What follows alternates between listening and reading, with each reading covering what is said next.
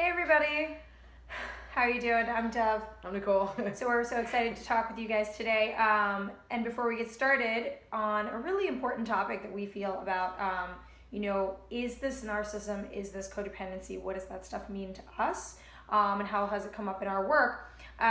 We really just want to remind you guys to stay connected, right? We have a lot of really exciting stuff coming up and going on. Stay connected. The best way to know this stuff is to connect with our Facebook. So do go sign up with, like our Facebook page, right? Follow us, Instagram, Twitter soon to come, and subscribe to this so that you guys also know what's going on. But again, with the social media being more on top of what's coming and going on.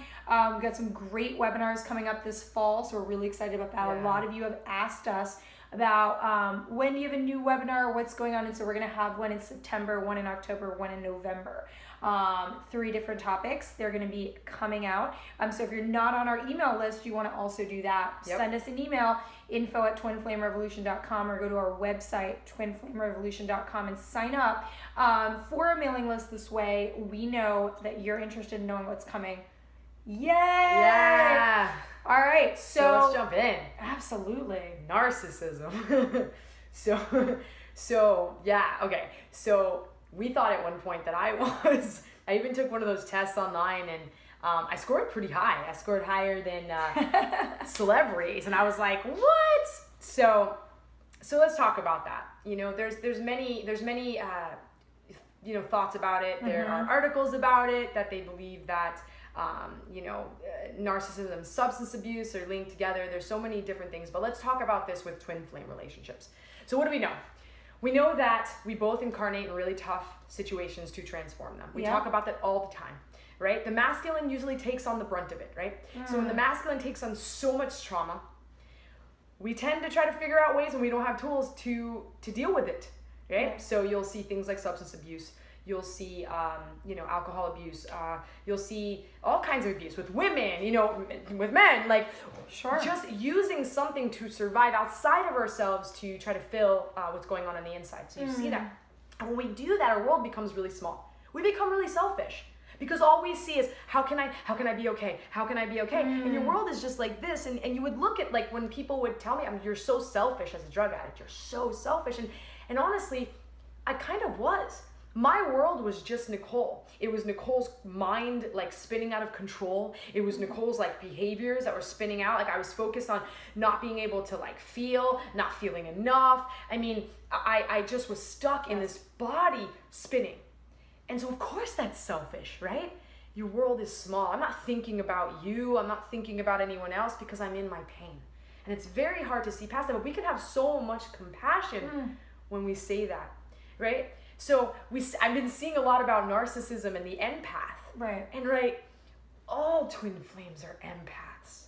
It's not the narcissist and the empath. We've been here for so long, old souls. If you're really tired, you're probably an old soul. You've been here so long. You've been through so many things and it gets tiring. And so both are empaths, right? And usually in a relationship, maybe both people are addicted or have issues, but I've seen a lot where it's just one. And that's the narcissist. But is it really? Is that really narcissism? Are you really just obsessed with yourself?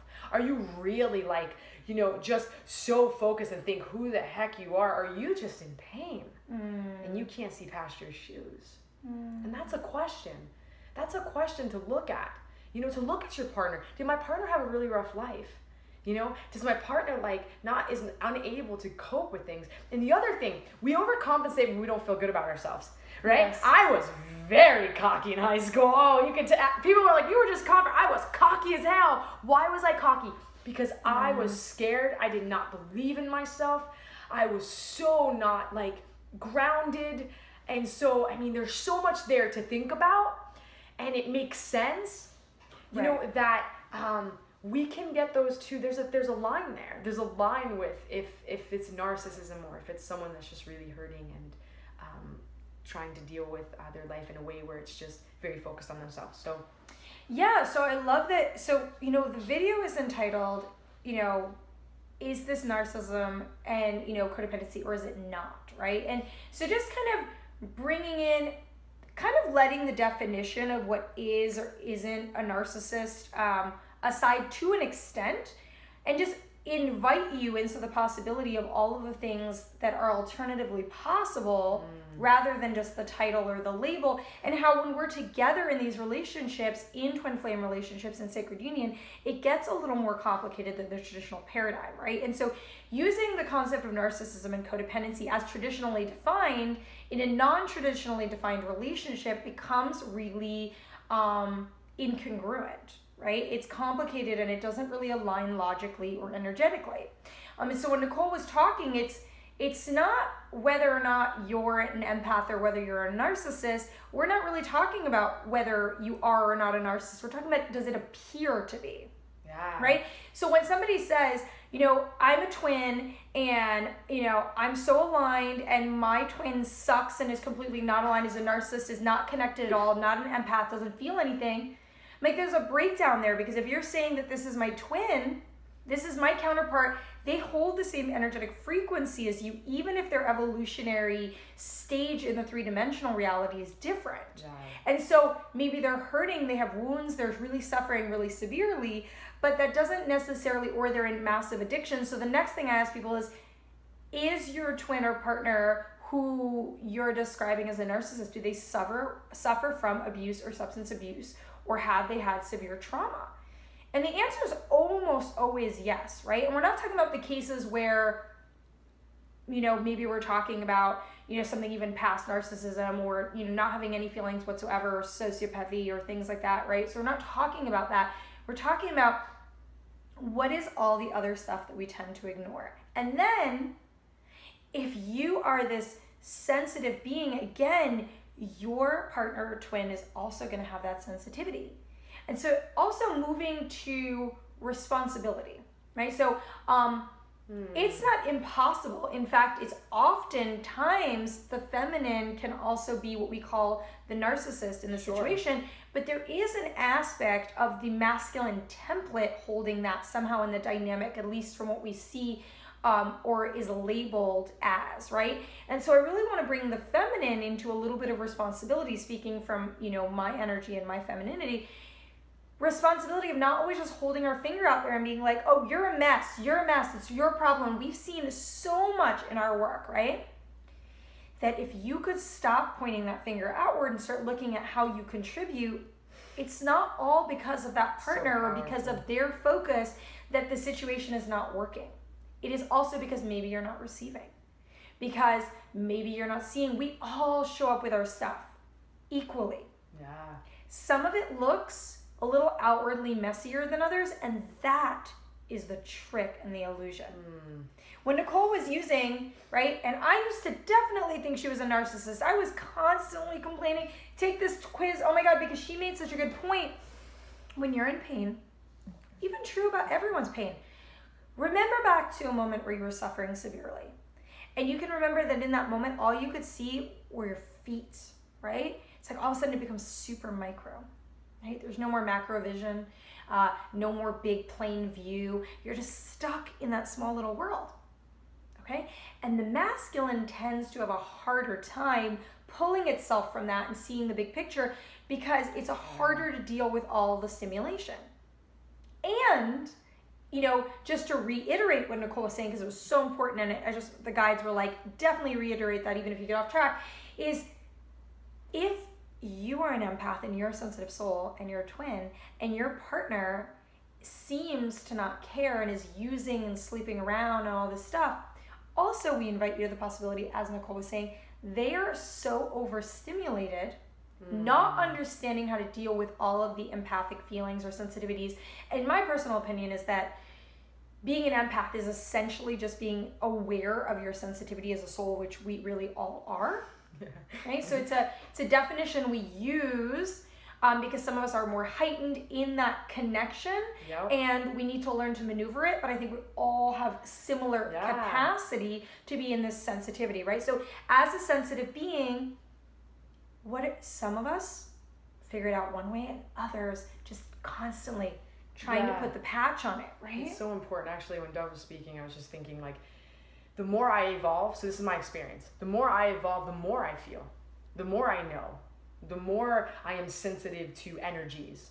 And so if you look at it in that way, when someone's more asleep, they don't feel as much. So empaths are really just a little bit more evolved. It doesn't make it better or worse than the person that isn't. It's just a different aspect of the evolution. You're just at a different place. At a different place of awakening. Yeah, of awakening. And so so it's very interesting. It's like that's what it is, you know? And I've learned actually that most people that have addictions or these traumas are really sensitive.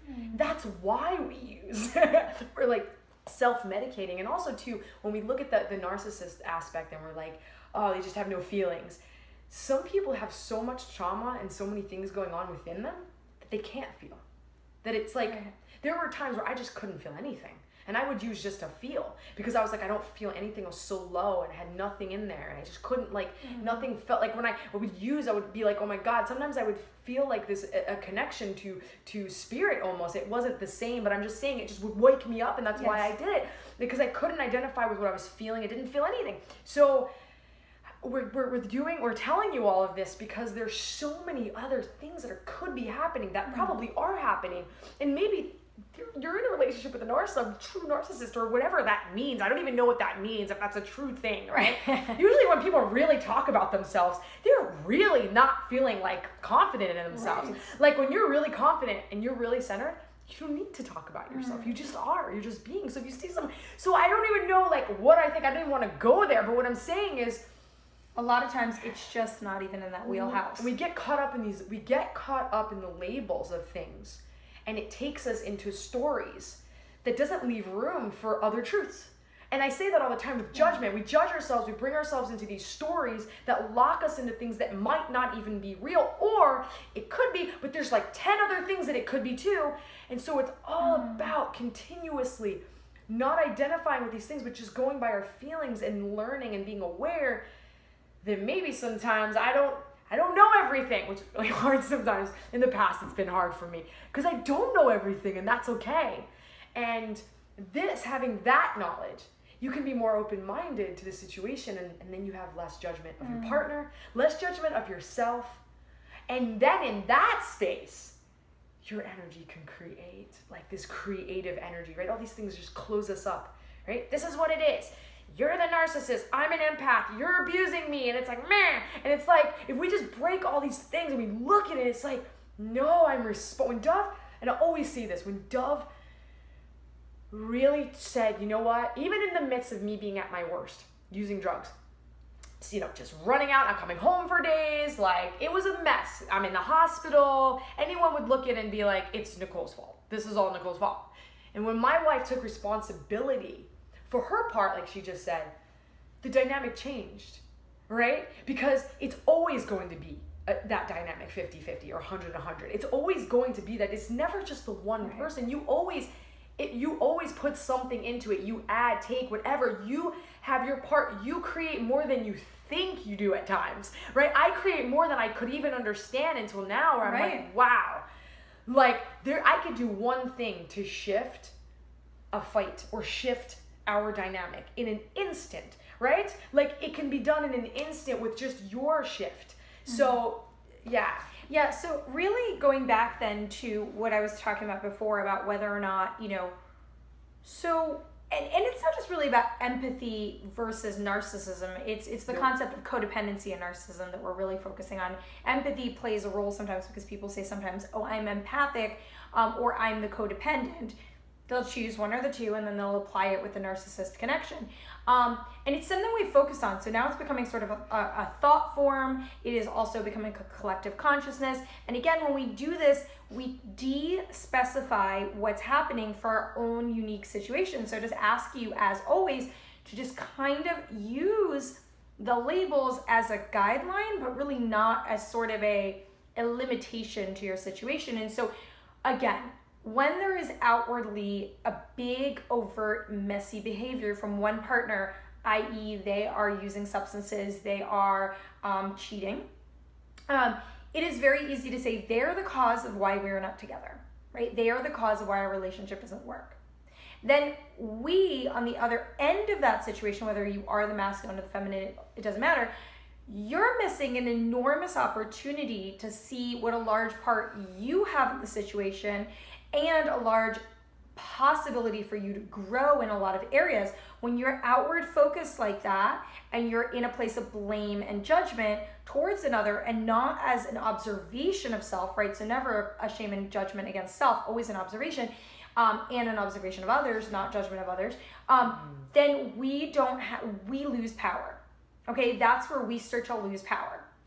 Also, invite you into the possibility that codependency also looks differently in twin flame or strong soul connections, or just, mission or purpose relationships, right?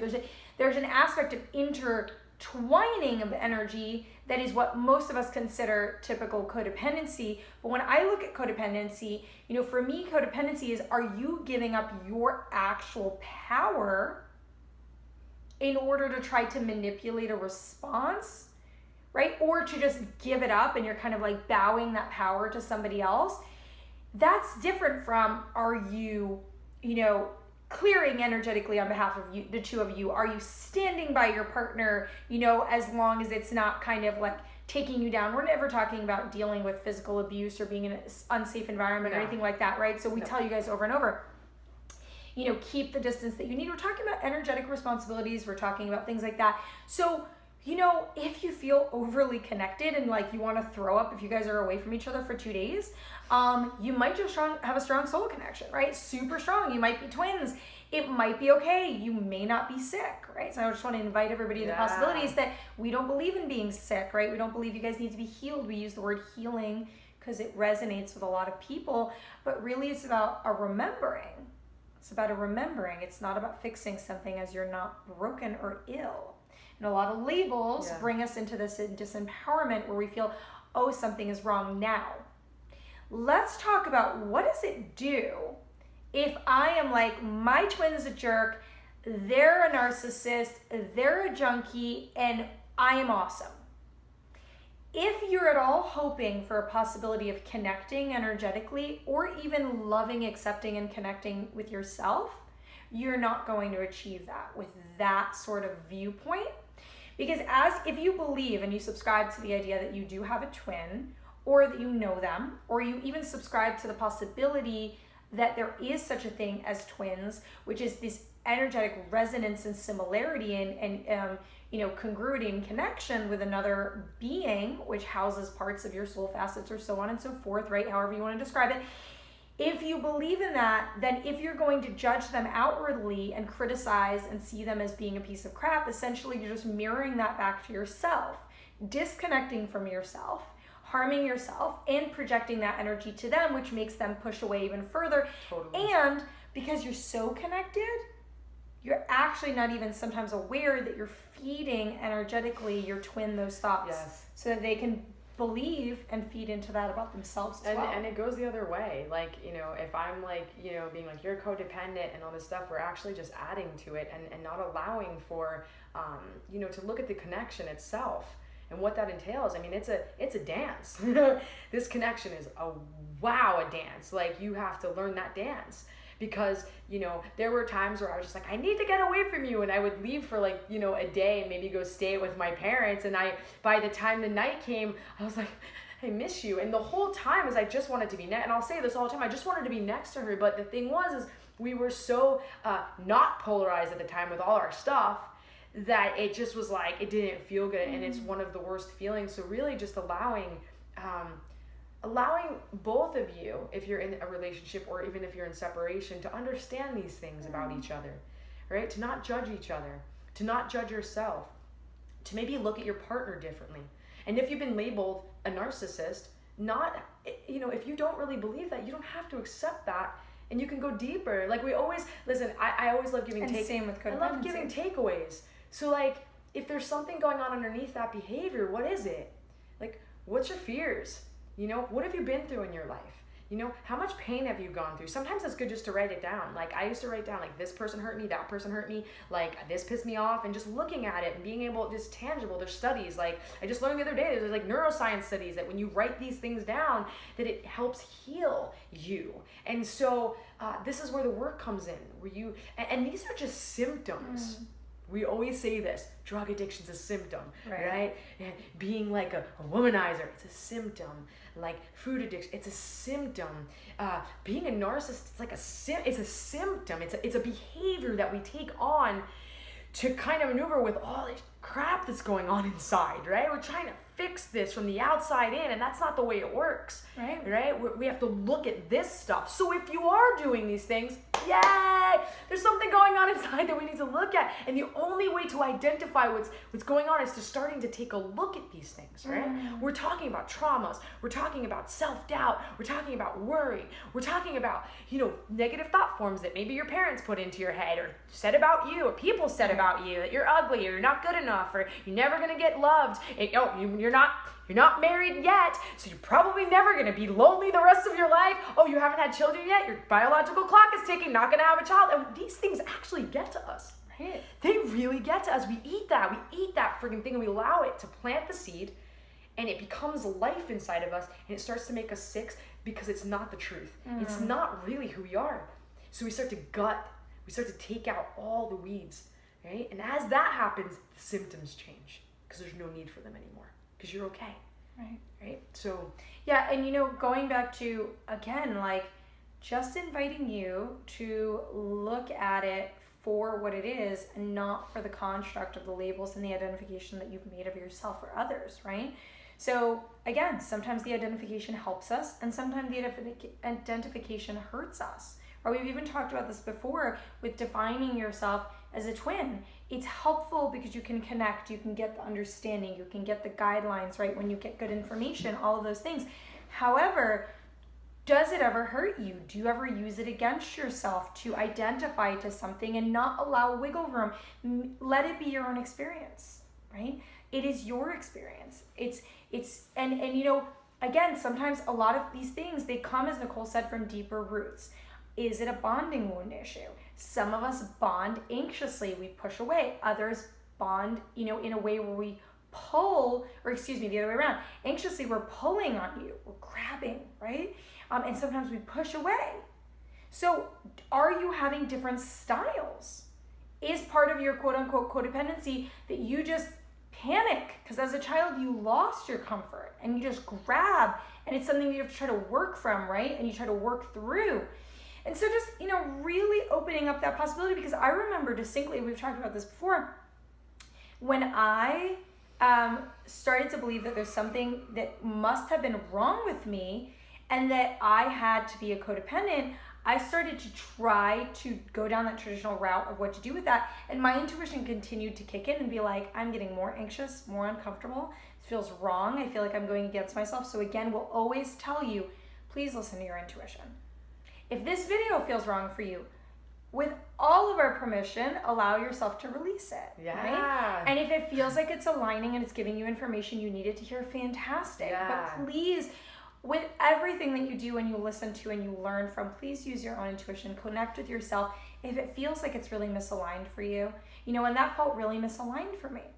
I didn't feel like, I was like, every time I tried to spoon feed, I can't speak today, we're gonna wrap it up. Every time that I tried, it's Mercury in retrograde. It's a really hard time to be doing anything with communication. Yeah, it's okay.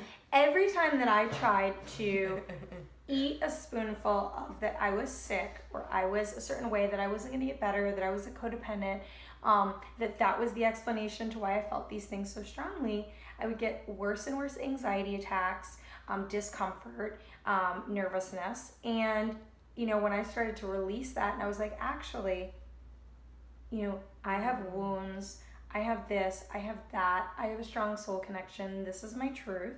And I found the support to hold space for that, right? So not to have to do this alone. If you need a mentor, if you need us, right? If you need a friend that kind of really understands, but having somebody that really understands the situation, as opposed to somebody who, has just been great for everything else, that they might not always be perfect for sort of strong soul connection or twin flame stuff. But having somebody that really holds space for you. And then when I found that, I was like, okay, and all those symptoms went away, and I was able to step back in my power again, understanding that yes, the concept of codependency still kind of exists, where we we forego our needs and relinquish our power for someone else, and that's when it starts to become my definition of sort of codependent, right? And so we really just wanted to bring you guys, these aspects and just bring them into your wheelhouse of possibility to maybe let go of some of the rigidity. The judgment is certainly not going to help in order to produce any healing for yourself or anyone else. And is not going to help if you are in separation or in union and you're looking to have a smoother, more harmonious situation, or you're looking for reunion. Not going into that so much into judgment, aggression, anger is going to create a pretty big wedge between the two of you. Yeah, and just a message to the beautiful divine masculine. You're so beautiful. To really just disconnect from the collective consciousness that all divine masculine is narcissistic and is a certain way and always runs, and to allow for you to create something very new where you stand strong and stay, where you can be love, where you can hold space for the divine feminine, and that you don't have to eat that anymore, right? We get these labels and sometimes we're like, screw it, that's me, man. And it's like, I used to do that. Sometimes I still do it. I'll get caught up in, and it's like we can disconnect from the label. We can disconnect from that collective consciousness and energy to allow space to be with ourselves, to take a look at ourselves of why we're doing some of these things, and then be present and be there for her because you want to. It's scary. The emotional aspect is scary. It's like, it's very intense. I honor both the masculine and feminine in my body, and I honor the masculine even more so because I house so much of that, and I really get that level. I also have estrogen in my body, so I have this other aspect. I'm really able to balance them both and see both for who they are, and it's the wildest ride that I could choose, but it's time to just stand strong and be that. Be who you are. It's not being something that you're not. It's accepting that that is who you are. This powerful protector, this powerful being to hold space for creation to happen, to be able to move forward in action and move forward in mission and purpose and do it with love and be like generous and, considerate. And it's not easy. I'm not always that. I am so candid with you guys. I have issues around that. My emotions get the best of me and I want to attack. I'm like a dog in the corner. I'm like, leave me alone. It's like we are being called now to move through that and to really be mindful and refine that. And I know you can do it, right? I'm doing it right now. Sometimes it's graceful and sometimes it's a friggin' mess. And I tell people, make a mess sometimes and get through it. And you can. And so no judgment. You're doing awesome. Yeah, and so one of the things that I wanted to say also for the divine feminine is stand in your power, right? But really to be in our power is to understand that we're fully responsible for the life that we're creating, right? Not going into a space where we are judging ourselves or judging anyone else, including our divine counterparts, right? For the difficulty of their choices and their evolution, which you plan together, to hold space for that, to force not force, but to challenge yourself into a deeper state of unconditionality. Yeah. Unconditionality is something that we do struggle with on a certain, to a certain extent, because we live in an extremely conditional world. And I do mean that literally, as in our day and night is conditional, time is conditional, age is conditional. So we do not live in a world that is inherently unconditional, but being able to push ourselves into a deeper level of unconditionality with our love, and that's even starting with your love to yourself. Because if your love to yourself was unconditional and if that healing was done, we wouldn't go into this place of judgment towards the other. And it's so easy. Once we go, you're bad, we immediately go, poor me, right? This is the kind of dynamic. You're bad, poor me. Or what am I supposed to do? They're out making a mess. I have no control. You have so much control over your reaction, your energy, your healing process, right? Or remembrance process, I should say, your growth, your evolution. And then we could go even to a further degree, which is talking about all the power that you have at a fifth dimensional energetic level, which is a lot as well, right? So when we say that, it's really not a truth, right? And it's really an abdication of our power, right? To say that, this happens to us and it's happening around us and it's really a creation that we have made. We might not realize why or how. It might be past life, it might be present life, it might be our current perspective, our consciousness. That's why when we work and we do consciousness mentoring, we look at the consciousness in the brain, in the way of thinking, in the programming, in the wiring. Yeah. And then at the energy roots as well. And then at what you can do is changing in the 3D and to remove the energetic, right? So all three of those things to make it a cohesive, to make it change, right? So just some food for thought for you guys. Oh, and I have one more thing for the divine feminine. So a twin flame relationship and strong soul connections often, you guys know, it's turbulent, it's wild, it's painful at times. And so we often try to find, in any relationship, we want our partner to find us beautiful and sexy and wonderful. And in a twin flame relationship, there's an aspect of you having to find that within you, right? Because it's so much going like this. And so if we look to our partner to feel that, we often will be like, oh my God, like if he's running, it's like, am I ugly? What's wrong with me? I'm not skinny enough. I'm not beautiful enough.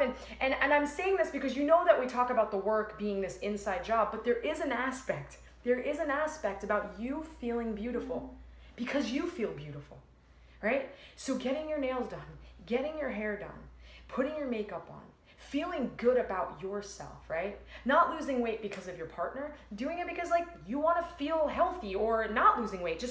Just my thing is that how can you feel beautiful about yourself with yourself? And that's so, so important. I say that because beauty and feeling sexy, it's the same energy as creation. It's the same exact energy from that second chakra. And so it's so important that you feel that you are that, and you're not looking for that to come from someone else. But that's something that comes from you, and also comes from the work that you're doing and how aligned you are. And it starts to work from the inside out as well, right? So that all those aspects are really important. So you're all beautiful. You're all amazing, right?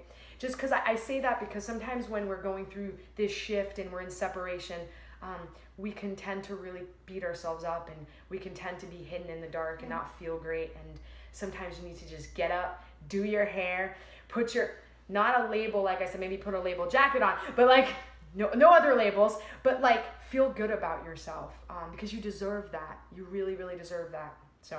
Right. So just really feeling into your beauty and giving yourself a chance to do that. And even if that's for you is going out in the woods and putting flowers in your hair, right? Whatever it is to allow yourself to feel that feminine beauty.